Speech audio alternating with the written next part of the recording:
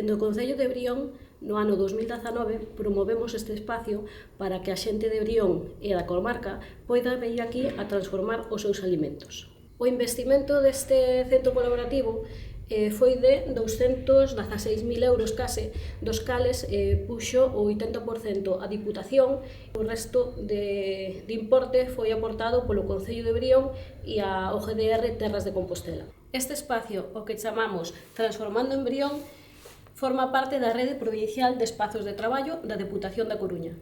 Todo un grupo de persoas, a día de hoxe 201, estamos vindo a elaborar as nosas producións das nosas hortas, tanto se son froitas como se son hortalizas, ou mesmo incluso mesturando plantas aromáticas, pimentón con froitos secos, para tamén poder facer produtos de todo tipo que poidan chegar ás casas dos consumidores e consumidoras de maneira legal. José Antonio, María, a vos como produtores, que vos supón este espacio colaborativo de Brión?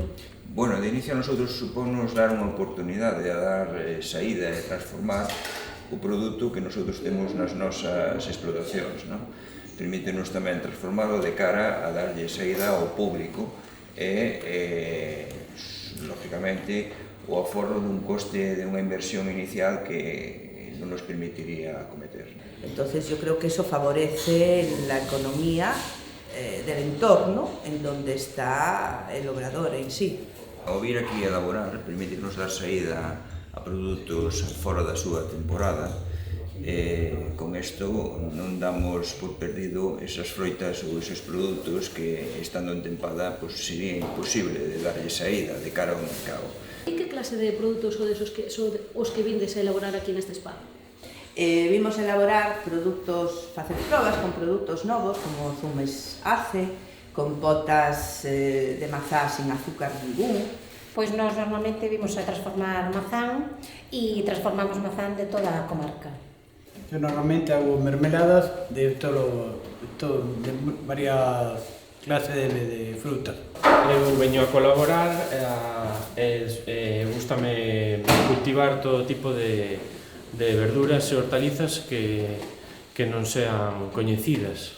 Pois teño caigua, teño pataca do aire, lima cafir, caviar cítrico, man de Buda, pimentos jalapeños, habaneros, tomates de moitas variedades. Tamén me gusta conservar a froita que había antiguamente na horta.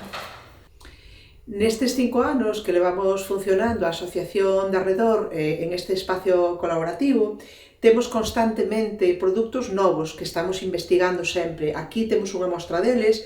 Este, por exemplo, é un papaxán, bautizámoslo así, porque é unha crema de cacao con chayota para aproveitar, ou unhas simples fabas ao natural, pero que hai que probar que funcionan e que son estables para poder vender. E logo temos produtos que xa están testados e que levamos xa 5 anos sacando ao mercado, que é o zume de mazá, por exemplo, non? Ou este ano que imos a sacar a limonada, pero que temos aquí que mostras para mandar a analizar e ver que efectivamente cumplen os requisitos legais e microbiolóxicos para poder poñer no mercado.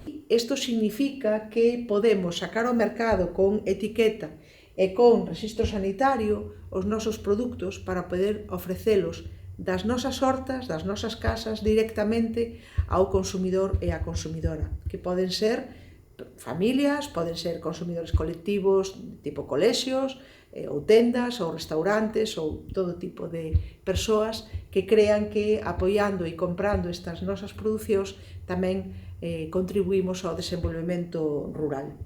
Isto é a importancia deste espazo.